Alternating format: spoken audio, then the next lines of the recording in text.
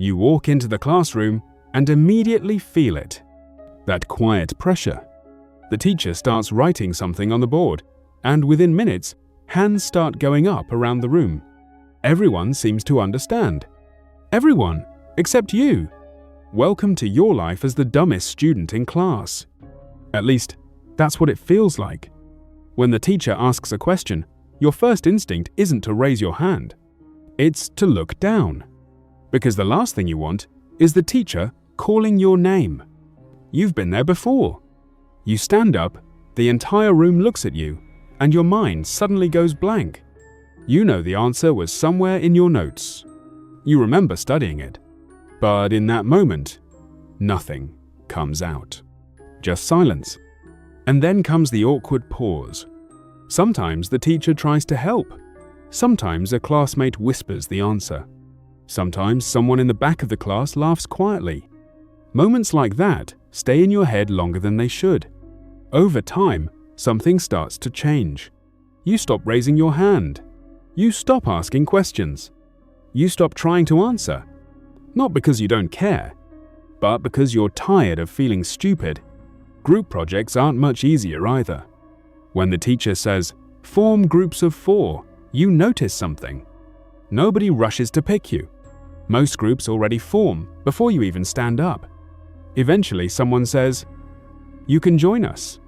But it doesn't feel like they wanted you there. And during the project, you often get the simplest task. Just write the title. Just hold the poster. Just read the slide. Meanwhile, the others handle the hard parts. After a while, you start believing the same story everyone else seems to believe. That you're just not smart. But here's the thing nobody tells you. Being the dumbest student in class doesn't always mean you're actually dumb. Sometimes it means you learn differently. Sometimes it means the subject doesn't click yet. Sometimes it means you didn't have the same support or opportunities as others. And sometimes it simply means the system measures intelligence in only one way.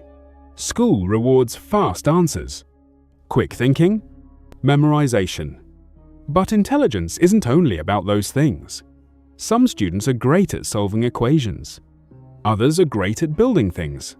Some understand people better than textbooks. Some are creative in ways exams can't measure.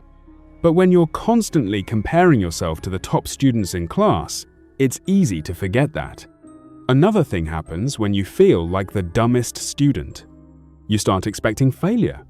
Before a test even begins, you already think, "I'm going to fail this anyway." And when you expect failure, it becomes harder to try your best. Because trying and failing feels worse than not trying at all. But here's the truth many successful people know. Struggling is not a weakness. In fact, struggling is often the beginning of real learning. Students who understand everything instantly sometimes never learn how to deal with difficulty. But students who struggle, they learn patience, persistence, resilience. They learn how to keep going even when things feel impossible. And those skills matter far more in the real world than perfect grades. Some of the most successful people were once the students who sat quietly in the back of the classroom, the ones teachers underestimated, the ones classmates ignored. Not because they were dumb, but because their strengths appeared later. School lasts a few years. Life lasts much longer. And intelligence is not a fixed label. It grows. It changes. It develops through effort, curiosity, and experience. So if you feel like the dumbest student in class right now, remember something important. Your current grades do not define your future. Your learning speed does not define your potential. And one classroom does not determine your worth. Because the same student who struggles today can become the one who surprises everyone tomorrow, including themselves.